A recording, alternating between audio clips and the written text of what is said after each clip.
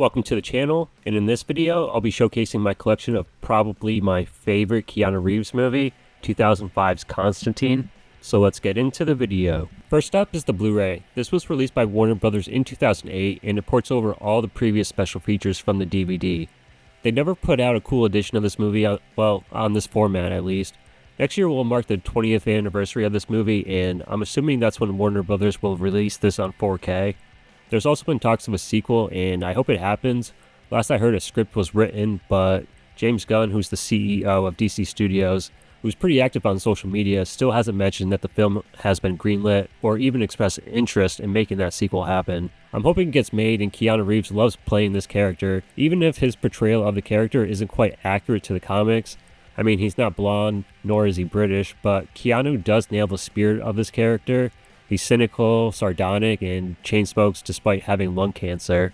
I also own the UMD for this movie and recently brought it with me on a trip I took out to California.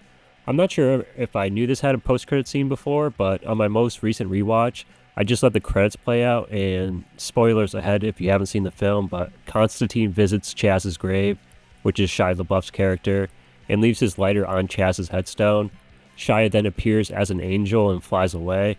I'm always bummed when Shia dies in this movie because I just like how he and Keanu played off of each other. Next, I have the Deluxe Edition DVD.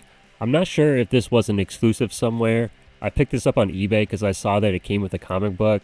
There were quite a few comic book movies that actually had comic books packed in with their DVDs.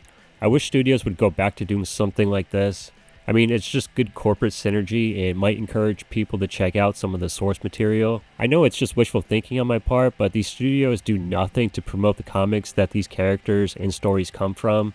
James Gunn has said which comics inspired the movies he's been developing. I mean, he said Grant Morrison's All-Star Superman was his source of inspiration for his upcoming Superman movie. So it'd be cool when the movie comes out that it includes at least issue 1 of All-Star Superman. The comic that came packed in with this DVD comes with issue 1 of the Dangerous Habits story that the movie took inspiration from, which was the first Hellblazer story that I ever read. Oh, and by the way, Hellblazer is the name of Constantine's comic. I'm assuming they went with Constantine as the name of the movie, so it could be more appealing to other demographics. I like the cross-promotion in the back showing all the various Hellblazer comics you could check out. Also, the back promotes the V for Vendetta movie that came out pretty shortly after this. I also have the comic book adaptation of the movie. I got this at a comic book shop in Northampton, Massachusetts. I can't remember the name of it, but it wasn't around long after I bought this. Usually novelizations of movies are based on an earlier version of the screenplay, so they always tend to be a little different than the final film, and that's the same case here.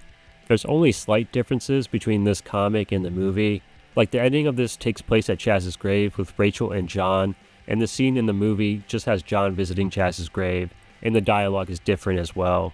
All the character designs are also spot on to the final film, including how Lucifer looks and Gabriel. Even if the sequel never gets made, I hope DC makes a sequel comic book similar to their Batman 89 and Superman 78 comics, which were nice additions to those movies. This movie also had a video game tie-in, and it's actually surprisingly pretty good. Most video game tie-ins are usually awful and were just slapped together to capitalize on the movie. This plays like a Resident Evil game, being a third-person shooter, and it has that survival horror feel.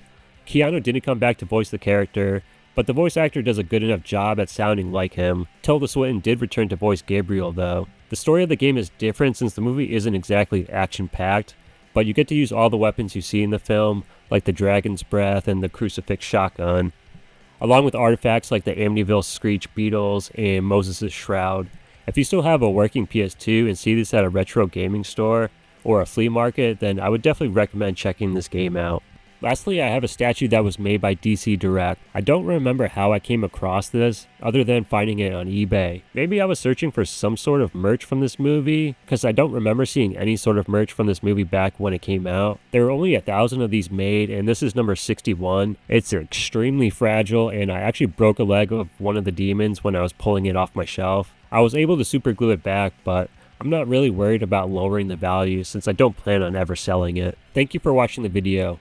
I've loved this movie since I saw it back in 2005, and it made me a huge fan of the character as well.